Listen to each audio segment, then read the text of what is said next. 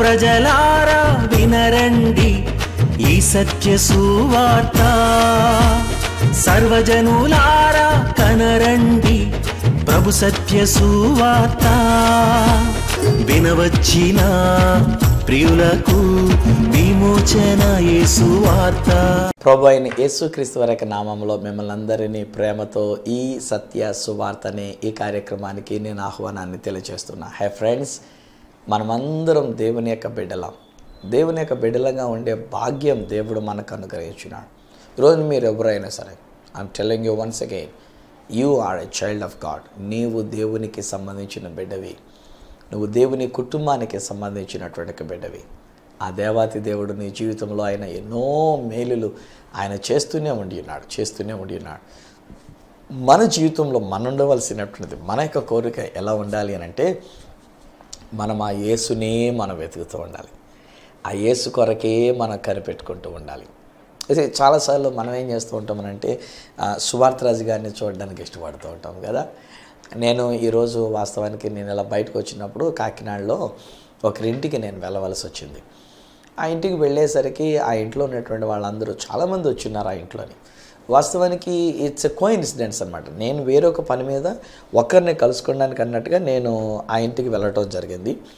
తీరా ఆ ఒకరితో పాటు మిగతా వాళ్ళందరూ కూడా అక్కడ ఉన్నారు. ఎందుకంటే ఆ ఇంట్లో ఒక అకేషన్, అంటే ఒక బాబు పుట్టడం జరిగింది. సో ఆ బాబు పుట్టిన 11వ రోజు స్నానం ఏదో చేయించి వాళ్ళ కుటుంబీకులందరూ కూడా అక్కడికి వచ్చిన్నారు. సో నేను ఒకరిని కలుసుకోవడానికి నేను రోడ్డు మీదకి రండి, పలానా చోటుకి రండి, నేను అక్కడ కలుసుకుంటానంటే, అయ్యా మా వాళ్ళందరూ ఇక్కడ ఉన్నారు, కొంచెం మీరే ఇక్కడ రండి అని చెప్పేసి అని రోడ్డు మీద నన్ను రిసీవ్ చేసుకొని ఆయన లోపలికి ఎక్కడికో తీసుకొని వెళ్ళాడు. ఆయన ముందు వెహికల్ వెళ్తుంటే నేను వెనకాల నాకున్న మారుతి కారులో నేను బయలుదేరి వెళుతూ నేను మనసులో అనుకున్నా, ఏంటిది వాళ్ళే నన్ను వచ్చి కలుసుకొని ఉండవలసింది, వాళ్ళు ఇంటికి వచ్చి కలవమని చెప్పేసి అని చెప్పి ఉండవలసింది, ఏళ్ళ వెనకాల నేను వెళ్తున్నానేంటి అని ఒకలాగా అనుకొని ఉన్నాను నేను మనసులోనండి. ఒరిజినల్గా చెప్పాలంటే నేను కూడా మనిషినే కదా, నన్ను ఇలా తీసుకెళ్ళిపోతున్నాడు, ఎక్కడికో తీసుకొని వెళ్తున్నాడు ఈయన, నేను వాళ్ళ వెనకాల వెళ్ళేదేంటి, వాళ్ళే నా దగ్గరికి రావాలి కదా అన్నట్టుగా ఇలా అనుకుంటూ వెళ్ళా.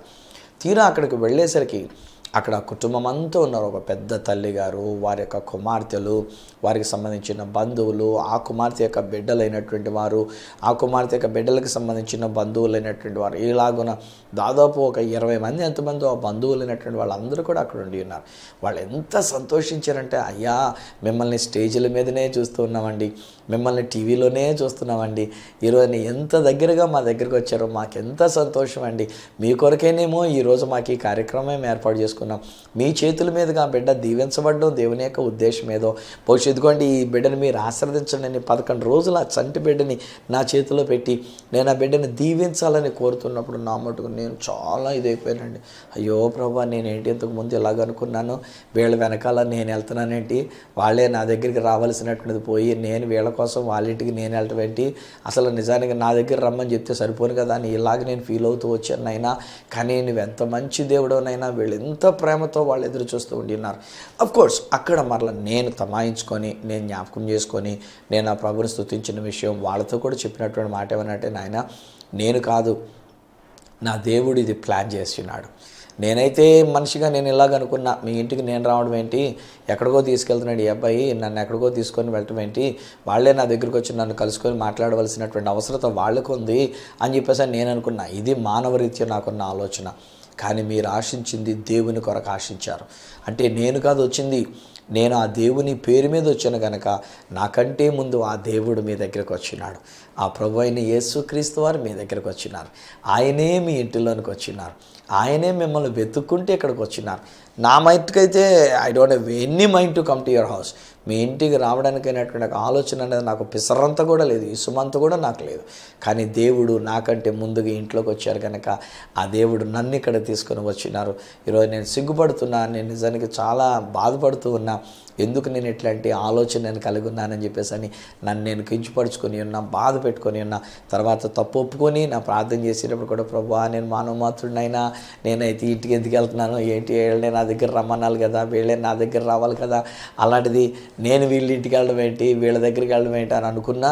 కానీ ఇప్పుడు నేను ఎరుగుతున్నాను నీ ఒక ఉద్దేశం ఏంటో, ఈ చిన్న బిడ్డని నేను దీవించాలని, ఈ బిడ్డ మీద నీ ఆశీర్వాదం పలకాలని, ఇది నీ ఏర్పాటు అయ్యింది కనుక నీవు నన్ను ఇంటిలోనికి తీసుకుని వచ్చినామని ఆ దేవునికి నేను కృతజ్ఞతాస్తుతులు చెల్లించుకుంటూ నా పాపాన్ని ఒప్పుకొని నా తప్పిదాన్ని ఒప్పుకొని వాళ్ళందరూ ఎదుర్కొనగా క్షమాపణ చెప్పుకొని ఆ కుటుంబాన్ని అంతటినీ దీవించాం. వరుసగా పెద్దవాళ్ళు మొదలుకొని చిన్నవాళ్ళ వరకు అందరూ వచ్చి దీవెన, ప్రార్థన, ఆశీర్వాదాలని వారు పొందుకొని ఉన్నారు.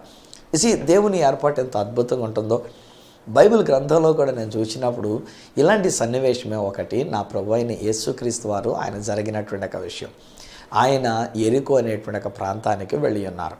ఎరికో గుండా వెళ్ళవలసి వచ్చాను అనేటువంటి రీతిగా కూడా వ్రాయబడుతూ ఉంటుంది. ఆయన ఒక్కొక్కసారి ఎందుకు వెళ్తాడో మనకు అర్థం కాదండి. ఎందుకు ఆయన అలాగ నడుచుకుంటాడో మనకు తెలియదండి, మనం గ్రహించలేమండి. కానీ ఇప్పుడు చదువుకుంటుంటే మనం తెలుసుకోవడానికి దేవుడు మన మనోనేత్రాలు తెరిపిస్తూ ఒక చక్కని అద్భుతమైన ఒక సువార్తని దేవుడు మనకి అనుగ్రహిస్తూ ఉండి ఉన్నాడు. సో ఏం జరిగింది అక్కడ? ఆయన ఎరుకో గుండా వెళుతూ ఉన్నప్పుడు ఎరుకోలో ధనవంతుడును ఈ యొక్క సుంక పన్ను కట్టించుకునేటువంటి వాడు నేను జక్కయ్య అనేటువంటి ఒక అతడు ఉండి ఉన్నాడు. ఆయన పేరు జక్కయ్య. కొంతమంది మాట్లాడుతుంటారు పొట్టి చెక్కయ్య అని అంటారు. ఏదో పొట్టివాడని చెప్పేసి బైబిల్లో ఉన్నది మాత్రం మరీ పొట్టి చెక్కయ్య అని అన్నక్కర్లేదు. అలా అన్నా కానీ నేను ఫీల్ అయిపోతా కూర్చుంటా. కొంతమందికి ఒకవేళ నన్ను ముఖాముఖిగా చూడనటువంటి వాళ్ళు టీవీలోనే చూస్తున్నారు కనుక నా సంగతి మీకు తెలీదు. కానీ నన్ను చూసినటువంటి వాళ్ళు కొంతమంది ఏమంటున్నారు, ఇంతేనా సువార్తరాజు గారు, ఎంత పొట్టిగా ఉన్నారు, ఇంత చిన్నగా ఉన్నారు అని చెప్పేసి అని అనుకుంటూ ఉంటారు. ఒక్కొక్కసారి ఎప్పుడైనా ఎవరైనా వాక్యం చెప్తున్నప్పుడు కూడా నేను తర్జుమా చేస్తున్నప్పుడు పొట్టి చెక్క అన్నారు అనుకోండి, నేను ఫీల్ అయిపోతూ ఉంటాను కాసేపు. ఆ తర్వాత మళ్ళీ దేవుడు నన్ను ధైర్యపరుస్తూ అంటాడు కదా, నీకేమయ్యా ఆ పొట్టి చెక్కయ్యకు ఉన్నటువంటి ఒక ఆశీర్వాదం దేవుడు నీ జీవితం మీద కూడా ఇచ్చినప్పుడు నువ్వు కూడా సంతోషించవచ్చు కదా. What is there? నీకున్న హైట్ ఎవరికి వెళ్ళినటువంటి హైట్. ఈరోజు నేను గ్లాడ్ అండి, తెలుసా. ఒక్కొక్కసారి ఒక్కొక్క విషయంలో నేను ఇలాగ బాధపడేవాడిని అనమాట. ఏంటి మరి నేను ఇలా పొట్టిగా ఎందుకున్నాను, మా అమ్మగారు కాస్త పొట్టిగా ఉన్నారా, లేకపోతే ఎందుకు నన్ను పొట్టిగా ఇలాగ కన్నారు అని చెప్పేసి నేను అనుకుంటుండేవాడిని. ఆ తర్వాత ఫీల్ అయిపోతుండేవాడిని.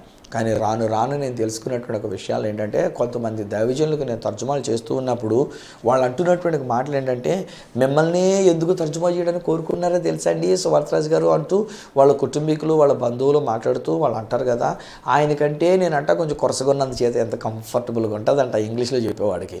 అండ్ నాకంటే చిన్నోడయ్యున్నా, నాకంటే వయసులో చిన్నోడయ్యున్నా, చివరికి నా కొడుకు వయసులో కలిగినటువంటి వాళ్ళకు కూడా నేను ఇప్పుడు తర్జుమాలు చేస్తున్నప్పుడు వాళ్ళు కాస్త నాకంటే కొంచెం కాస్త జానడు బెత్తుడు ఎక్కువ ఉండేసరికల్లా వాళ్ళకి ఫీలింగ్ అనమాట, తర్జుమా చేసేవాడు కొంచెం తక్కువ, నాకంటే కొంచెం కింద ఉండాలి. బట్ ఈరోజు నాకు మాట చెప్తానండి, నా ప్రోగ్రామ్ చూస్తున్నటువంటి వారికి ఎప్పటి నుంచో నా మనసులో నాకు మాట చెప్పేసుకుంటానే కక్కేస్తున్నా. అదేంటనంటే, తర్జుమా చేసేటువంటి వాడు కూడా దైవజనుడే. ఈ మధ్యలో చాలామంది తర్జుమా చేసేటువంటి వాళ్ళని కనబడించకుండా వాళ్ళు మాత్రమే కనబడే స్వార్థం చూపించుకుంటున్నారండి. స్వార్థమే అది ఖచ్చితంగా. ఎంచేతనంటే డోంట్ టెల్ మీ, నాకు స్టోరీలు ఏం చెప్పక్కర్లేదు, నాకు అన్నీ తెలుసు, నేను అన్నీ గ్రహించగలిగినటువంటి వాడిని. కేవలం ఏంటంటే వాళ్ళకంటే తర్జుమా చేసేవాడు ఇంకా ఎక్కువ కనబడిపోతాడని, తర్జుమా చేసేటువంటి వాళ్ళని ఎక్కువ చూసేస్తారని ఒక విధమైన స్వార్థపు ఆలోచన కలుగుతున్నటువంటి వాళ్ళు. అందుకని ఇంగ్లీష్లో చెప్పేటువంటి వాళ్ళు ముఖం సరిగ్గా లేకపోయినా, వాళ్ళ ఫీలింగ్స్ సరిగ్గా లేకపోయినా, వాళ్ళ కళ్ళు సరిగ్గా లేకపోయినా, వాళ్ళ పళ్ళు ఇలా బిగిస్తున్నట్టుగా అన్నట్టుగా చేస్తూ ఉన్నా వాళ్ళనే చూపిస్తారు తప్ప తర్జుమా చేసేవాడినే చూపించట్లేదు అసలు ఏమాత్రం కూడా. ఈరోజు నాకు మాట చెప్తాను, మీరు నాకు ఎవరు చేస్తారా? అలాగే ఎవరైనా ప్రోగ్రాంలో కనుక తర్జుమా చేసేవాడిని చూపించకపోతే వాళ్ళ ఫోన్ నెంబర్ ఇస్తున్నట్టే వాళ్ళతో మాట్లాడి చెప్పండి, ఈసారి చెప్పండి, కావాలంటే నా పేరు చెప్పండి, సువార్తరాజు గారు ఇలాగ అన్నారని చెప్పేసి చెప్పేయండి. ఏమందా అంత అందులోని సువార్తరాజు గారు ఇలాగ అన్నారు, ఏమండి మీరు కనబడుతున్నారు, మీరు మాకు మాట్లాడకుండా తర్జుమా వచ్చేటప్పుడు తర్జుమాదారుని చూపించవచ్చు కదా. ఏ తర్జుమాదారుని అసలు చూపించుకోండిగా, తర్జుమాదారుని పక్కన పెట్టేసి ఎంతసేపు జరిగినా మీకోసం కెమెరా అటు ఇటు తిప్పుతారు తప్ప తర్జుమా చేసేవాడిని మాత్రం చూపించలేరా? తర్జుమా చేసేవాడిని చూపించడం. కానీ ఆడియన్స్లో ఉన్నటువంటి ఇతరులైనటువంటి వారిని, క్రైస్తవేత్తరులైనటువంటి వాళ్ళు ఎవరినైనా వాళ్ళందరినీ చూపించడానికి మాత్రం టైం ఉంటుంది. వాళ్ళందరినీ చూపించడం పర్లేదు, ఎందుకంటే ఒకసారి కనబడి వెళ్ళిపోయేటువంటి వాళ్ళే కదా. ఇప్పుడు తర్జుమా చేస్తున్నాడు, నేను చాలా ఫీల్ అవుతానండి ఈ విషయంలో. నేను కూడా ఓపెన్గా నేను చెప్తున్నా, ఇప్పుడు ఎలాగ నన్ను ఎవరో తర్జుమా పెద్ద పిలవట్లేదు. చేతనంటే సువార్తరాజు గారు తర్జుమా పిలవాలంటే ఎంత ఇవ్వాలో ఇదొక వచ్చింది నానుడి. సువార్తరాజు గారు ఇప్పుడు పెద్ద తర్జుమాదారుడు అయిపోయాడు కనుక సువార్తరాజు గారిని పిలిచేకంటే చిన్నోడిని ఎవడో పిలుచుకొని అందరికీ తూతో మాత్రం చేయించేద్దాంలే అని చెప్పేసి అనుకుంటున్నారు. సో ఈరోజు నా గుండెల్లో ఉన్నటువంటి ఒక ఆవేదన నేను చెప్తున్నా, తర్జుమా చేసేటువంటి వాడిని కనబడనివ్వకుండా చేయటం చాలా తప్పు. అది క్రైస్తవ విధానం కాదు, అది క్రీస్తు ప్రేమ కానే కాదు.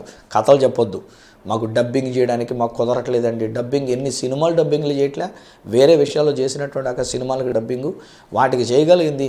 ఒకవేళ ఒక వ్యక్తి తర్జుమా చేస్తున్నటువంటి ఒక వ్యక్తి స్టేజ్ మీద నుండి తర్జుమా చేస్తున్నప్పుడు చూపిస్తే ఎక్కడో దూరం నుంచి లాంగ్ షాట్ చేసినటువంటి దాన్ని కూడా డబ్బింగ్ చేసినప్పుడు అంత లిప్ మూమెంట్ అంత కనబడకుండా ఉండే దగ్గరగా తీసేస్తున్నారా ఏమన్నా నోటికి ఏమన్నాను మొక్కనికి ఇలా దగ్గరికి ఎంతవరకు అన్నట్టుగా తీస్తే కనుక అప్పుడు డబ్బింగ్లో ఒకవేళ పెదవుల కథలకి ఏమన్నా తేడా వస్తుంది. నిజాన్ని చెప్పాలంటే సినిమాల్లో కూడా వాస్తవానికి అన్నీ చెప్పరు. 1, 2, 3, 4, 5, 6, 7, 8, 9, 10, 11, 12 అన్నట్టుగా మాట్లాడతాడు అంతే. దానికి వాయిస్ డబ్బింగ్ పెట్టి ఆ తర్వాత వాయిస్ రికార్డింగ్ చేసి తీసుకొచ్చి అందులో పెడతా ఉంటారు. వాటికి చేయగలిగింది ఏమండి, దేవుని బిడ్డలమైనటువంటి మన వాళ్ళు తర్జుమా చేస్తున్నప్పుడు ఒక మంచి దైవజనుడు, ఒక అభిషిక్తుడైనటువంటి ఒక దైవజనుడు, వాక్యాన్ని ఎరిగినటువంటి ఒక దైవజనుడు, నిజాన్ని చెప్పాలంటే ఒక్కొక్కసారి ఆ ఇంగ్లీష్లో మాట్లాడినాడు కంటే తర్జుమాదారుడు అనుభవపూర్వకమైనటువంటి తర్జుమాదారుడు అయినప్పుడు ఇతడు ఇంకా అనుభవపూర్వకంగా చక్కనైనటువంటి శైలిలో ఆ వాక్యాన్ని చక్కగా అందరికీ అర్థమయ్యేటువంటి రీతిగా వివరిస్తూ ఉన్నప్పుడు ఆ తర్జుమాదారులను చూపించకపోవడం అది సరైనటువంటి విషయం కాదు అని చెప్పేసి నేను అంటాను. సో ఈరోజు నేను ఒకవేళ నన్ను పొట్టివాడని చెప్పేసి అన్నా పర్వాలే, నన్ను ఏ రీతిగా అనుకున్నా పర్వాలే, ఈరోజు నాకు తర్జుమాదారుడు అనుకున్నా పర్వాలే, ఈరోజు I don't mind for all these things. ఒకవేళ కొంతమందికి ఈ పొట్టిదనమే ఉపయోగకరంగా ఉంటే దేవునికి స్తోత్రం కలుగును గాక. నేను పొట్టివాడిని అయినందుకు ఒకవేళ కొంతమందికి తర్జుమాలు చేయడానికి నన్ను పిలవడానికి వాళ్ళ కంఫర్టబుల్గా ఉంటే దేవునికి మహిమ కలుగును గాక. ఏదేమైనా మొత్తానికి పొట్టివాడు అని పిలువబడినటువంటి జక్కయ్య జీవితాన్ని గురించి మనం చూస్తే స్నేహితులారా, ఈ జక్కయ్య జీవితంలో ఒక చక్కని మాట నేను అండర్లైన్ చేసుకున్నాను. అదేంటంటే ఇతడు యేసు ఎవరో అని చూడగోరెను. యేసు ఎవరో అని చూడగోరెను. ఇప్పుడు ఒక మాట అంట, నిజానికి ఈ జక్కయ్య అనేటువంటి వాడు కాస్త హైట్ ఉండి జనసమూహంలోనికి వచ్చి కాస్త పైనుండి అన్నట్టుగా చూసేసి ఏసి ఎవరో అన్నట్టుగా చూసేసి ఉండుండే మామూలుగా దాంతో వెళ్ళిపోయి ఉండేవాడు. చూసేసాను కనుక ఈ ఏసుని చూశానులే అనుకొని వెళ్ళిపోయి ఉండేవాడు. కానీ అతడు పొట్టివాడైనందుచేత తన హృదయంలో గట్టి ఆలోచన, యేసు ఎవరో చూడాలి, ఎంతమంది యేసును వెంబడిస్తున్నారు, యేసు జీవితం అనేక మందిని మార్చివేస్తూ ఉన్నది, మంచి ప్రవర్తనలోనికి మారుస్తున్నది, మంచి నడవడికలోనికి మారుస్తున్నది. ఎనఫ్ ఈజ్ ఎనఫ్, నా ఇంట్లో ఉన్న నరకం అనేటువంటిది ఒక చాలు. భవిష్యత్ తన ఇంట్లో ఎలాంటి పరిస్థితి ఉండి ఉంటుంది కదా. నేను ఆలోచన చేసేటప్పుడు స్నేహితులారా, ఈ జక్క ఇంటిలో ఇల్లు ఉంది కానీ యేసుప్రభు ఇంట్లోనికి వచ్చినాడు కానీ ఆ ఇంటిలో తన భార్య కనబడలే, తన పిల్లలు కనబడలే, ఎవరు ఆ ఇంట్లో ఉన్నట్టుగా కనబడడం లే. జక్క ఒక్కడే. కారణం ఏంటంటే బహుశా నేను అనుకుంటా బైబిల్లో అది కారణం అని చెప్పేసి అని రాయబడలేదు, కానీ ఆ విషయాలన్నీ కూడా వివరంగా రాయబడలేదు. కానీ ఈ జక్కయ్య తానే చెప్పినటువంటి సాక్ష్యాన్ని బట్టి జనముల దగ్గర అధికమైనటువంటి ఒక పన్ను వసూలు చేయించుకుంటూ ఉండినందుచేత ప్రజలందరూ కూడా ఇతడిని ఒక పాపి అని ముద్ర వేసేసినందుచేత, ఇతడి మీద ఒక పాపి అయినటువంటి ఒక ముద్ర పడినందుచేత ఎవరు అతనితో స్నేహించిన వాళ్ళు కారండి, ఎవరు అతని ఇంటిలోకి వచ్చినటువంటి వాళ్ళు కారండి. బహుశా నేను అనుకుంటాను అలాంటి ఏదో ఒక కారణం చేతనే అతని భార్య పిల్లల్ని తీసుకొని కూడా ఒకవేళ పుట్టింటికి వెళ్ళిపోయిందేమో ఒకవేళ కదా. సో ఇతని యొక్క జీవితంలో నశించిపోతున్న స్థితిలోనికి వెళ్ళిపోయాడు. అందుకని యేసు ప్రభు గారి యొక్క మాటల్లో మనం చూసినప్పుడు నశించిన వారిని వెదకి రక్షించడానికి మనుష్య కుమారుడు ఈ లోకంలోనికి వచ్చినాడు. హే బ్రదర్, ఈరోజు నేను మీతో కూడా మాట్లాడుతున్నా, మీ కొరకే యేసు వచ్చినారు. అమ్మా సిస్టర్ గారు, మీ గురించి కూడా నేను చెప్తూ ఉన్నా, మీ కొరకేనమ్మా యేసుప్రభు వచ్చింది, మిమ్మల్ని వెతికి రక్షించడానికి వచ్చారమ్మా. ఒకవేళ మీరు ఏ పాపములో ఉండి ఉన్నారో, ఏ చెడుగులో మీరు పడిపోయి ఉన్నారో, ఏ ఫ్రెండ్, ఒకవేళ నేను మాట్లాడుతున్నటువంటి మీరు ఒకరు బహుశా మీరు చెడ్డ అక్రమ సంబంధాలు పెట్టుకుని ఉంటున్నారు కాదు, వేరొకరితో అక్రమంగా జీవిస్తున్నారు కాదు, ఇంటిలో జీవిత భాగస్వామితో నమ్మకంగా లేకుండా ఉంటున్నారు కాదు. ఈనాడు మనకు భారతదేశంలో మరీ ఎక్కువైపోయిందండి ఇలాంటి విషయాలు. మనోళ్ళు కొన్నిసార్లు మన భారతీయులైనటువంటి వాళ్ళు మాట్లాడుతూ ఆ పాశ్చాత్య దేశపు అలవాట్లు, ఆ ఫారిన్ కంట్రీస్లో ఉన్నటువంటి వాళ్ళ అలవాట్లు వాళ్ళు విచ్చలవిడిగా తిరుగుతూ ఉంటారు అని అంటారు. కానీ అన్ని దేశాలు అలా ఉన్నటువంటి వాళ్ళు కారు. ఒకవేళ వాళ్ళ దేశాల్లో ఉన్నటువంటి ఒక పరిస్థితిని బట్టి కౌగిలించేసుకుంటారు, ముద్దులు పెట్టేసుకుంటారు, అంతవరకే. కానీ మన దేశంలోనండి చిన్న అవకాశం దొరికిందంటే, ఒక 5 నిమిషాల అవకాశం దొరికిందంటే, గ్రీన్ సిగ్నల్ అవతల ఇవ్వబడిందంటే వెంటనే వ్యభిచారం అనే పాపంలో పడిపోతూ ఉన్నారు. వెంటనే వాళ్ళతో అక్రమ సంబంధం పెట్టుకుంటున్నారు. తత్ఫలితం ఇక భార్యను పట్టించుకోరు, లేక భర్త విషయం లక్ష్యం చేయరు, పిల్లల గురించి పట్టించుకోరు. ఈ మధ్యలో నేను వింటున్నప్పుడు ఎంతో గౌరవం అండి, ప్రేమించినటువంటి ఒక ప్రియులైనటువంటి వారిని బట్టి సొంత జీవిత భాగస్వాములు చంపేస్తున్నారు, భర్తను చంపేస్తున్నారు, భార్యను చంపేస్తున్నారు, చివరికి పిల్లల్ని చంపేస్తున్నారు. ఎంత ఘోరమైనటువంటి విషయాలు ఈనాడు లోకంలో జరుగుతున్నటువంటి విషయాలు కాదు. బహుశా ఈయన మాటలు వింటున్న ఒకరు మీరు కూడా అలాంటి పాపములు జీవిస్తూ ఉన్నారు. క్రీస్తు ప్రేమతో నేను మీతో మాట్లాడుతున్నాను. ఒకవేళ నువ్వెంత ఘోరమైన పాపిగా ఉన్నా, ఒకవేళ నీ పాపాన్ని బట్టి అందరూ నిన్ను విడిచిపెట్టేసినా, బహుశా నీ పాపాన్ని బట్టి బహుశా నీ వాళ్ళందరూ నిన్ను వెలివేసినట్టుగా చూస్తూ ఉన్నా, బహుశా ఈరోజు నేను తెలిసి తెలియక ఒక తప్పుదం చేసినందు చేత నువ్వు పశ్చాత్తాపడుతున్నావు, కానీ ఇంట్లో వాళ్ళ యొక్క చూపులు నిన్ను గుచ్చి చూచినట్టుగా, ఒకవేళ వాళ్ళ యొక్క చూపులు నీ గుచ్చుకుంటున్నట్టుగా ఉంటూ ఉన్నా, ఈరోజు నీ క్రీస్తు ప్రేమతో నేను ఒక మాట చెప్తున్నా. నీవు కూడా ఈ ఆలోచించరా, యేసు ఎవరో నేను చూడాలి. ఈరోజు ఈ కార్యక్రమం ద్వారా యేసు ఎవరో నేను తెలుసుకోవాలి, ఈ యేసు ఎవరో నేను చూడాలనే ఆశ మీలో ఉంటేనండి, అబ్బాయిగా చూడండి ఎంత అద్భుతమైన కార్యాలు అక్కడ జరుగుతూ ఉంటాయో. ఒకటి, యేసు ఎవరో చూడాలనే ఆ తపన కలిగినటువంటి ఒక జక్కయ్య పొట్టివాడైనందుచేత, జనులు గుంపు కూడి ఉన్నందుచేత, ఈ యేసు ప్రభుని చూడనివ్వకుండా చేసినందుచేత, ఇతడు ఒక పాపి అని వెలివేసినట్టుగా అతన్ని వెలివేసినందుచేత, దరిదాపుల్లోనికి రానివ్వకుండా అందరూ కలిసికట్టుగా యేసు ప్రభును మూసేసినటువంటి రీతిగా వండినందుచేత, ఇప్పుడు ఈ జక్కయ్య ఏం చేశాడంటే తన ఉద్యోగ ధర్మంలో ఒకవేళ తను ఎంతటి విలువ కలిగినటువంటి వాడుకున్నా, ఎంతటి గౌరవ మర్యాదలు కలిగినటువంటి వాడుకున్నా, యేసు ఎవరో చూడాలి చూడాలి చూడాలనేటువంటి ఒక ఆశ ఆయన వచ్చేటువంటి ఒక మార్గంలో ఎదురుగుండా ఉన్నటువంటి ఒక మేడి చెట్టు ఎక్కి కూర్చునేటట్టుగా చేసినది. ఆ మేడి చెట్టు ఎక్కేశాడు, దాని ఆకుల మధ్యలో కూర్చొని ఉన్నాడు. ఆ యేసు ప్రభు మార్గము గుండా వస్తున్నాడు. దగ్గరికి వచ్చేసేకొలది ఆయన గుండె దడతడ కొట్టేసుకుంటూ ఉంది. అబ్బా, నేను చూడాలనుకున్న యేసయ్య నేను చూసేపోతానికి దగ్గరికి వచ్చేస్తున్నాడు. ఆ యేసుని నేను పైన చూస్తున్నా, ఎవరు నన్ను చూడరు, ఎవరు నన్ను కనిపెట్టరు. ఆకులు కదలను కూడా చూస్తా, ఏమాత్రం కొమ్మల కదలను కూడా చూస్తా. ఆయన నా కింద నుంచి అలా వెళుతున్నప్పుడు ఆయన చూసేసే భాగ్యం నాకు దొరికేస్తుందని అనుకుంటూ ఉన్నాడు ఆయన. బట్ ఈలోగా జరిగిన విషయం తెలుసండి. లోక సువార్త 19వ అధ్యాయం 5వ వచనం దగ్గరికి వచ్చేసరికి అంటాడు కదా, యేసు సరిగ్గా ఆ చోటికి వచ్చినప్పుడు, ఆ చెట్టు దగ్గరికి వచ్చినప్పుడు ఆయన కన్నులెత్తి జక్కయ్యను చూచాడంట. అబ్బా, హల్లెలూయా. ఈరోజు నా ప్రియ స్నేహితులారా, బహుశా ఎవరు నేను పట్టించుకోవట్లే, ఎవరు నేను లక్ష్యం చేయట్లే, ఎవరు నీ గురించి సరైనటువంటి విధానంగా లేరు. కానీ ఈరోజు నేను చెప్తానండి, యేసు నీ గురించి లక్ష్యం ఉంచినాడు. ఆయన యేసు నీ గురించి ఆలోచన కలిగి ఉన్నాడు. ఆయన ఆ యేసు నీ వైపు చూస్తున్నాడు. నీవు చూడాలనుకున్న దానికంటే అధికముగా ఈరోజు నేను అంటాను, ఆ దేవుడే ఆయన నన్ను చూచినాడు, ఆయన మనలను చూచినాడు. ఎస్ ఫ్రెండ్స్, ఈరోజు నేను మరలా ఈ మాట చెప్తున్నాను. ఒకవేళ నీవు యేసు ఎవరో చూడాలనే ఒక ఆశతో నువ్వు ప్రయత్నం చేస్తున్నావు, ఈరోజు నీ ఈ సత్య సువార్త అనే ఈ కార్యక్రమాన్ని చూస్తున్నావు. కానీ ఒక విషయం తెలుసా, నా యేసయ్య నిన్ను చూస్తున్నాడు. నా యేసయ్య కేవలం మిమ్మల్నే అండి బ్రదర్, మిమ్మల్ని చూస్తున్నాడు. అమ్మా సిస్టరు, మిమ్మల్నే చూస్తున్నాడు రా. ఈరోజు మీ హృదయం ఆయనకి తెలుసు, మీ కన్నీరు ఆయనకి తెలుసు, మీ పశ్చాత్తాపం ఆయనకి తెలుసు, మీ జీవితం ఎలా ఉందో ఆయనకి తెలుసు. ఈరోజు నువ్వు నలిగిపోతున్న స్థితిలో ఉండి ఉన్నావు కాదు, అందరూ నిన్ను వెలివేసినట్టుగా చూస్తున్నారు కాదు, అందరూ నిన్ను కించపరుస్తున్నారు కాదు, అందరూ నిన్ను అవమాన పాలు చేస్తున్నారు కాదు. ఈరోజు నీ జీవితంలో నీవు కూడా కృంగిపోయిన స్థితిలో ఉండి ఉన్నావు కాదు. బహుశా నీ తప్పు కాదు, ఇది నీ యొక్క పొరపాటు కాదు, నీ ఇంట్లో వాళ్ళు ఎవరో చేసినటువంటి ఒక పొరపాటు వలన ఈరోజు నీవు తలవంపులు కలిగినటువంటి వ్యక్తిగా నీవు ఉండి ఉన్నావు కాదు. అది నీ భర్త చేసిన తప్పు అయి ఉండొచ్చు, నీ భార్య చేసిన పొరపాటు అయి ఉండొచ్చు, నీ భార్యలో ఉన్నటువంటి ఒక లూజ్ క్యారెక్టర్ అయి ఉండి ఉండవచ్చు, బహుశా నీ బిడ్డలు చేసినటువంటి పొరపాటే ఉండి ఉండవచ్చు. ఈ నా కార్యక్రమాన్ని వీక్షిస్తున్న బిడ్డలు, ఒకవేళ అమ్మాయో నాన్నయో వాళ్ళు చేసినటువంటి ఒక పొరపాటు ఈరోజు నీవు వెలివేయబడినట్లుగా లోకమంతా నిన్ను చూస్తున్నప్పుడు గుచ్చుకునేటువంటి విధానంగా వాళ్ళు చూస్తున్న చూపులు ఒకవేళ నీకు అనిపించి ఉండి ఉండవచ్చు. కానీ ఈరోజుని నీవు యేసు ఎవరో అని చూడాలి అని నీవు ఆశపడితే ఆ యేసే నీ దగ్గరికి వచ్చాడు. ఆయన నీ దగ్గర కన్నులెత్తి నిన్ను చూస్తున్నాడు. నిన్ను చూడడం మాత్రమే కాదండి, బైబిల్ గ్రంథంలో ఆ సన్నివేశంలో కనుక మనం చదువుకున్నట్లయితే లోక సువార్త 19వ అధ్యాయంలో యేసు ఆ చోటికి వచ్చినప్పుడు ఆయన కన్నులెత్తి జక్కయ్యను ఆయన చూచి, ఆ జక్కయ్య చూచింది కంటే ఎక్కువ యేసు చూస్తున్నాడు. ఆయన నీ హృదయంతా రంగంలోనే చూస్తున్నాడు, నీ వేదన చూస్తున్నాడు, నీ కన్నీటిని చూస్తున్నాడు, నీ పరిస్థితులను ఆయన చూస్తున్నాడు. ఆయన చూచినటువంటి దేవుడు ఏం చేశాడు తెలుసండి, పేరు పెట్టి పిలిచాడండి. జక్కయ్యని పేరు పెట్టి పిలిచాడు. జక్కయ్య త్వరగా దిగు, నేడు నేను నీ ఎంట ఉండవలసినది. ఈరోజు నేను మొట్టమొదటిగా నేను చెప్పినప్పుడు ఒక ఇంటికి నేను వెళుతూనంటే మనసులో పెద్ద మనశ్శాంతి లేదండి. ఎందుకంటే వాళ్ళే నా దగ్గర రావాలి లెక్క ప్రకారంగా, వాళ్ళ అవసరత వాళ్ళ గురించినటువంటి విషయాలు నేను రికమెండ్ చేయాలి. సో వాళ్ళు నా దగ్గర రావాలి. అప్పుడు నేను ఫోన్ చేసినప్పుడు, అయ్యా నేను పలానా చోటుకు వస్తానండి, మీరు ఆ చోటుకు వచ్చినట్లయితే కనుక మా వాళ్ళందరూ ఒక దగ్గర ఉన్నారు, మీరు అక్కడ రావాలని కోరుతున్నాను, ఒక చిన్న ఫంక్షన్ ఒకటి ఉంది, అక్కడ రావాలని కోరుతున్నా అంటే నడువని అన్న.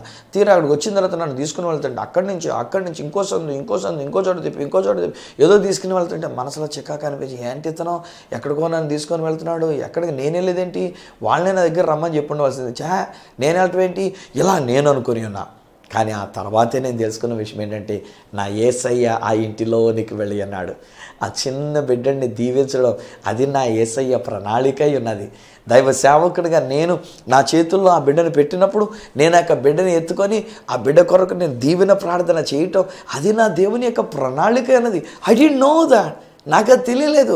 నేను ఊరికే గింజుకుంటూ ఉన్నా.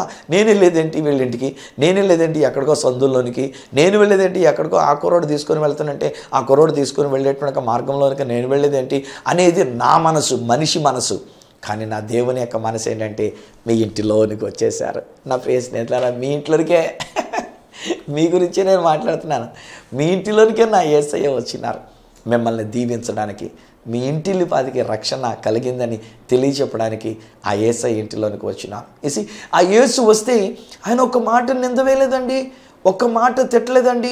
లోపలికి వెళ్ళిన తర్వాత జక్కయ్యను చూసి, ఏమయ్యా జక్కయ్య, చూసావా నీ బ్రతుకు ఎలా ఉండిందో, ఊరోళ్ళందరూ కూడా నన్ను చూడనివ్వకుండా ఎలా చేశారో చూసావా, వాళ్ళందరూ ఎలా కలిసి కట్టుకట్టినట్టుగా కట్టుకట్టి వాళ్ళందరూ కూడా నేను నా దగ్గర రానివ్వకుండా చేయి చూచారో తెలిసి చూసుకున్నావా, నీ బతుకులో నీకు పొట్టుడు అయి ఉన్నావు, అందుచేత నువ్వు నన్ను చూడలేకపోయావు. పోనీ ఉన్న వాళ్ళైనా మనం మంచిని సంపాదించుకున్నావు అంటే వాళ్ళందరూ నీకు వ్యతిరేకంగా తయారున్నారు, నిన్ను ఒక పాపి అన్నట్టుగా చూస్తున్నారు. చివరికి నేను నీ ఇంట్లోకి వచ్చేసరికల్లా, ఓవా ఈ మనుషులు ఏంటి, యేసుప్రభు ఏంటి, ఎలాంటి మనుషులు నీకు ఇంట్లోనికి వెళ్ళి ఉన్నారు అని చెప్పేసి అని చెప్పుకుంటూ వాళ్ళందరూ బయట గుసగుసలాడుతుంటే అయినా కనబడుతున్నాయి, సిగ్గులేదంటే నీకు అని చెప్పేసి అని తిట్లే. నా యేసయ్య ప్రేమ కలిగిన యేసయ్య, నా యేసయ్య దీవించే యేసయ్య, నా యేసయ్య రక్షణ ఇచ్చేటువంటి యేసయ్య, పాపిని పాపిగాని సంబోధించేటువంటి యేసయ్య కాదు. ఒక పాపిని నిందమోపి నేరమోపి పాపిష్టి జనాంగం అని తిట్టేటువంటి దేవుడు కాడు నా యేసయ్య. ఒకవేళ మనం తెలిసియో తెలియకయో తప్పు చేసి ఉన్నామేమో, తెలిసియో తెలియక ఒకవేళ మనం పాపం చేసి ఉన్నామేమో, ఏ రీతికి ఒకవేళ దేవునికి దూరంగా జీవిస్తూ వచ్చినామో, సమాజంలో కూడా మనం ఒక చెడిపోయిన వారంగా ఉండి ఉన్నాము. లోకం మనల్ని చూచినప్పుడు వీడు చెడిపోయినటువంటి వాడు, వీడు ఇలాంటి వాడు అని చెప్పేసి అని ఒకవేళ మన గురించి ఏ విధంగా అనుకుంటూ ఉండి ఉన్నారు, మన కుటుంబాన్ని గురించి ఏ విధంగా అనుకుంటూ ఉండి ఉన్నారు. కానీ ఈరోజు నేను చెప్తానండి, నా యేసయ్య మన ఇంటిలోనికి వచ్చినాడు. ఈరోజుని ఈ సత్య సువార్త మీ ఇంటిలోనికి వచ్చినట్లుగానే ఆ రోజు నేను ఆ ఇంటిలోనికి వెళ్ళి ఆ బిడ్డని ఎత్తుకొని దీవించడానికి నా ప్రభు నన్ను తీసుకొని వెళ్ళినట్లుగానే ఈరోజు నా యేసయ్యే మీ ఇంటిలోనికి వచ్చారు. మిమ్మల్ని పేరు పెట్టి ఆయన పిలిచారు, మిమ్మల్ని పేరు పెట్టి ఆయన పిలుస్తున్నారు. నేడు నేను నీ ఎంట ఉండవలసినది రా అని పేరు పెట్టి మిమ్మల్ని పిలుస్తున్నారు. జక్కయ్య జచరా దిగిపోయాడండి, యేసు ప్రభు తన ఇంటిలో తీసుకుని వెళ్ళాడండి. ఒక్క మాట యేసయ్య తిట్టలే, జక్కయ్య లేచి మాట్లాడుతున్నాడు. The moment Jesus came in to that house, ఎప్పుడైతే యేసుని జక్కయ్య చూచాడో, ఎప్పుడైతే యేసు ఆ ఇంటిలోనికి వెళ్ళి ఉన్నాడో, ఇప్పుడు ఆ జక్కయ్య లేచి నిలబడి తన పాపనంతా ఒప్పేసుకున్నాడు. ప్రభువా, నేను ఎవరెవరి దగ్గర అన్యాయంగా తీసుకున్నాను వారికి 4 గింతలు తిరిగి ఇచ్చేస్తాను ఆయన, 4 గింతలు ఇచ్చేస్తాను ఆయన. నా ఆస్తిలో సగం నేను బేదలకే నేను ఇచ్చేసుకుంటున్నా, బేదలకు నేను పంచిపెట్టేసుకున్నా. ఇక నా దగ్గర నేనేం ఉంచుకోవడం లేదు, నీవు నా ఇంట్లోకి వచ్చావు, నాకు అంతే చాలనుకొని ఆ యేసుని తన హృదయంలోనికి చేర్చుకుని ఉన్నాడు. ఆ యేసుని తన ఇంటిలోని నాట్ జస్ట్ చూడడం మాత్రమే కాదండి, ఆ చూచిన యేసయ్యని తన హృదయంలోనికి చేర్చుకున్నాడు. అందుకే యేసు ప్రభు గారు అప్పుడు మాట్లాడుతూ అంటారు కదా, ఇతడును అబ్రహాము కుమారుడే, నేడు ఈ ఇంటికి రక్షణ వచ్చినది. హే ఫ్రెండ్స్, ఈ రోజున మీ కుటుంబం ఎవరైనప్పటికైనా సరే, ఒకవేళ ఈ రోజున మీరు క్రైస్తవ బిడ్డలై ఉన్నారో, క్రైస్తవ వేతలై ఉన్నారో, ఒకవేళ ఇది నా మాటలు వింటున్నటువంటి మీరు మంచి విశ్వాసము కలిగిన కుటుంబం అయి ఉన్నారో, లేక ఒకవేళ నామకార్థంగా జీవిస్తున్న క్రైస్తవులుగా ఉంటూ ఉండి ఉన్నారో, భయంకరమైన పాపములోనే జీవిస్తున్నారో, తెలియని వేషధారణ జీవితంలోనే మీరు జీవిస్తున్నారో, ఏ పాపములో మీరుండి ఉన్నారో, ఏ చెడుగులో మీరుండి ఉన్నారో, ఏ చీకట్లో మీరుండి ఉన్నారో, ఎటువంటి బ్రతుకు మీరు బ్రతుకుతూ ఉన్నారో, ఇది అవన్నీ నా యేసయ్య ఎత్తడంలే, అవన్నీ జ్ఞాపకం చేయడం లేదు. మనకు సంగతి అంతా బయటపెట్టి మాట్లాడడం లేదైనా, మనకు పాపాన్ని బయటకెత్తి చెప్పడం లేదు. ఆ కుళ్ళును, ఆ కుశుద్ధాన్ని, ఆ మలినాన్ని, ఆ మడ్డిని వాటిలపై తీసుకొని రావడం లేదు. ఆయన జస్ట్ మన ఇంట్లోనికి వచ్చారంతే. ఇప్పుడే మీ ఇంటిలోనికి వచ్చినారు, నా యేసయ్య మీ ఇంటిలోనికి వచ్చినారు. నేను ఆ ఇంటికి వెళ్ళినప్పుడు కూడా, నన్ను పిలిచినటువంటి ఆ ఇంటికి వెళ్ళినప్పుడు వాస్తవానికి ఆ కుటుంబాన్ని గురించి నేను ఒక రికమెండేషన్ చేయాలి. ఇజ్రాయెల్ దేశానికి వెళ్ళేట విషయంలో వాని గురించి నేను ఒక మాట పలకాలి. నేను అక్కడికి వెళ్ళిన తర్వాత చూశాను వారిలో ఉన్న ప్రేమ, వారిలో ఉన్నటువంటి విశ్వాసము, వారిలో ఉన్నటువంటి ఆశ. ఆ యొక్క ఇజ్రాయెల్ దేశానికి వెళ్ళి అక్కడ బాప్తిస్మం పొందడానికి ఆ యవ్వన బిడ్డలైనటువంటి వారిని సిద్ధపరిచినటువంటి తల్లి యొక్క విధానం, ఆ పెద్ద తల్లి గారు వాళ్ళందరికీ బాప్తిస్మం ఇప్పించాలి. ఈవెన్ ఆమె కూడా అంటూ వచ్చినారు, నాకు ఒకప్పుడు ఉండినటువంటి అనుభవం ఇలాంటిది, కానీ నేను ఆ యోర్దాను నదిలో నేను కూడా బాప్తిస్మ అనుభవాన్ని నేను పొందుకోవాలని ఆశపడుతున్నానని ఆ తల్లి చెప్పినప్పుడు నా హృదయం ఎంతో గింజుకొని ఉన్న, దేవా ఇలాంటి వాళ్ళ గురించి నేను ఇలాగ అనుకొని ఉన్నాను, ఈ ఇంటికి రావడం ఏంటా అని అనుకొని ఉన్నాను, ప్రభా నన్ను క్షమించున్నాయనని వాళ్ళందరి కొరకు ప్రార్థించి మొదట నా క్షమాపణ నేను దేవుడి దగ్గర చెప్పుకున్నా. పాదిరి గారిని, రెవరెండ్ని, డాక్టరేట్ ఉన్నటువంటి వాడిని, ఒక పాస్టర్ గారు ఉన్నటువంటి వాడిని, ఒక పెద్ద దైవ సేవకుడిగా ఇన్ని సంవత్సరాలు టీవీలో కనబడుతున్నటువంటి వాడిని, కానీ వాళ్ళ దగ్గర చూడండి ఎలా నేను ప్రవర్తించానో క్షమాపణ అడుక్కొని ఉన్నా. ఆ తర్వాత ఆ ఇంటి వారందరినీ దీవించా, ఒక్కొక్కరిని దీవించా. అందులో 2 బిడ్డలు ఇంకా వివాహం కావలసినటువంటి బిడ్డలు ఉన్నారు, వారిని నేను దీవించిన. ఒక కుమార్తె వివాహమై బిడ్డలు లేకుండా ఉండినారు, మరి ఒక కుమార్తె బిడ్డలు లేకుండా అక్కడ కనిపెడుతూ ఉండినారు. వారిని నేను ఆశీర్వదించిన, వారిని దీవించిన. మీదటికి కాలం నాకు మీరు గర్భవతి అయి తల్లులుగా మీరు అంటూ ఉన్నారు, దేవుడు మిమ్మల్ని ఆశీర్వదిస్తున్నాడని చెప్ప ఆ చిన్న బిడ్డని ఎత్తుకొని దేవుని యొక్క మాటలు ఆ బిడ్డ మీద ప్రవచన వాక్కుగా పలికి ఆ బిడ్డని దీవించిన. ఈ రోజున అదే యేసయ్య ఈ సత్య సువార్త అనే కార్యక్రమం ద్వారా మీ ఇంటిలోనికి వచ్చినారు, ఆయన మీ దగ్గరికి వచ్చినారు. ఈరోజు బహుశా మీరును బిడ్డలు లేని స్థితిలో ఉండి ఉన్నారా? ఈరోజు బహుశా మీరు ఒక కష్టములు అన్నట్టుగా మీరు ఉండి ఉన్నారా? ఊరంతా కూడా మీ మీద వేరుగా మాట్లాడుకుంటూ ఉండి ఉన్నారా? మీ ఇంట్లో వాళ్ళే మీ గురించి ఒకవేళ చులకనగా తోలనాడుతున్నట్టుగా ఒకవేళ మాట్లాడుతూ ఉండి ఉన్నారా? ఇదనా నేను చెప్తున్నా, నా యేసయ్య మీ ఇంటిలోనికి వచ్చినాడు, మిమ్మల్ని పేరు పెట్టి ఆయన పిలిచినాడు. ఆయన మీ ఇంటిలోకి వచ్చింది ఎందుకు అనంటే మీ ఇంటిల్లిపాదికి రక్షణ ఇవ్వడానికే. ఎంతకు మించిన అద్భుతం మరొకటి లేదండి. స్వస్థతలు అనే దానికంటే, మన అక్కర్లు తీర్చబడేదానికంటే, మనకు డబ్బులు వచ్చిన దానికంటే, మనకి ఇంకొకటి అయినటువంటి దానికంటే ఈరోజు నా యేసయ్య ఒక గొప్ప అద్భుతం ఏమిటంటే ఆయన మన పాపములను క్షమించి మనకు రక్షణ భాగ్యాన్ని దయచేసినాడు. ఆనాడు జక్కయ్య ఇంటికి రక్షణ ఇచ్చినట్లుగానే ఈరోజు మీకు, మీ ఇంటి వారందరికీ ఆయన రక్షణ కలుగజేసినాడు. స్తుతి చెల్లిద్దామా? తండ్రి నీకు వందనాలు చెల్లిస్తున్నాను, ఈ కుటుంబము కొరకు నీకు వందనాలు, ఈ బిడ్డల కొరకు నీకు వందనాలు. ఎక్కడో ఏదో వారి యొక్క హృదయంలో యేసు ఎవరో అని చూడాలనేటువంటి ఆశ వీరి హృదయంలో ఉండినది నాయన. ఆ ఆశను బట్టి మీరు ఈ సత్య సువార్త అనే కార్యక్రమం ద్వారా ఈ ఇంటిలోనికి వచ్చినారు.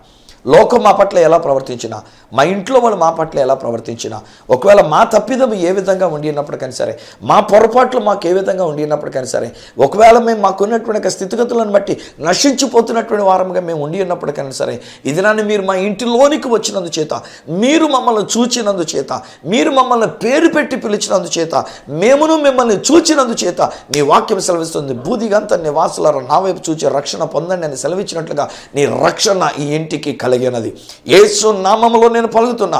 ఆనాడు జక్కయ్య ఇంటి విషయంలో మీరు పలికినట్లుగా నేడు ఈ ఇంటికి రక్షణ వచ్చి ఉన్నది అని మేము పలుకుతున్నాం నాయన. మీరు వీని వెతుక్కుంటే ఇంటిలోనికి వచ్చినారు. డాడీ నీకు వందనాలు, నీకు స్తోత్రాలు. మానవ మాత్రుని గనక నేను ఒక్కొక్కసారి సరిగ్గా లక్ష్యం చేయకపోవచ్చు, నేను ఒకసారి ప్రజల యొక్క హృదయాన్ని అర్థం చేసుకోలేకపోవచ్చు, కానీ మీరు నాయన మా జీవితాలలోనికి మీరు వచ్చినారు, మా ఇంటిలోనికి వచ్చినారు. ఇంటిల్లిపాదికి నీ రక్షణ అనుగ్రహించిన దేవుడు గనక నీకు స్తోత్రాలు మేము చెల్లించుకుంటూ ఈ బిడ్డలను నేను దీవిస్తున్నా, ఈ కుటుంబాన్ని నేను దీవిస్తున్నా, నీ రక్షణ వీరికి నేను ప్రకటిస్తున్నా. వారి పాపములన్నీ క్షమించండి. ఇక మీదట వీరు నీ కొరకు జీవించే భాగ్యం దయచేయండి, నీ బిడ్డలుగా జీవించే భాగ్యం వీరికి దయచేయండి. యేసు నామములో ఈ కుటుంబాన్ని అంతటినీ నీ చేతులకు అప్పగిస్తూ నీ రక్తము ద్వారా వారి పాప దోషములన్నీ కడిగివేయబడాలని కోరుకుంటూ యేసు నామమున ప్రార్థించి పొంది ఉన్నాము తండ్రి, ఆమేన్. తండ్రి, కుమార, పరిశుద్ధాత్మలను దేవదేవుని దీవెన ఆశీర్వాదం ఆయనను చూడాలని కోరుకున్న మీకు, మీ కుటుంబానికి, మీ ఇంటికి రక్షణ కలుగునట్లు నిత్యము మీకు తోడయండి, మిమ్మల్ని ఆశీర్వదించి నడిపించును గాక. ఆమేన్, ఆమేన్. స్నేహితులారా, యేసు మీ ఇంటిలోనికి వచ్చినారు. ఈ సత్య సువార్త కార్యక్రమం ద్వారా ఆయన మీ ఇంటిల్లిపాదికి రక్షణ, మారు మనసు ఇచ్చి ఉన్నారు. రక్షింపబడిన బిడ్డలుగా యేసు కొరకు జీవించండి, యేసును పోలి మీరు నడుచుకోనండి. మీరు పొందుకున్న మేలులు, మీరు పొందుకున్న అనుభవాలు నాతో మీరు పంచుకోవాలని ఆశపడినట్లయితే నా అడ్రస్ ఈ సత్య సువార్త, సామర్లకోట 533440 తూర్పుగోదావరి జిల్లా ఆంధ్రప్రదేశ్. అడ్రస్ మరొకసారి చెప్తూ ఉన్నా, ఈ సత్య సువార్త, సామర్లకోట్ 533440 ఈస్ట్ గోదావరి డిస్ట్రిక్ట్ ఆంధ్రప్రదేశ్.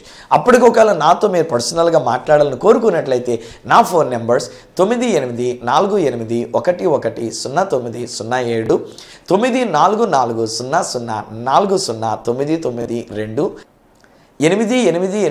8888552762.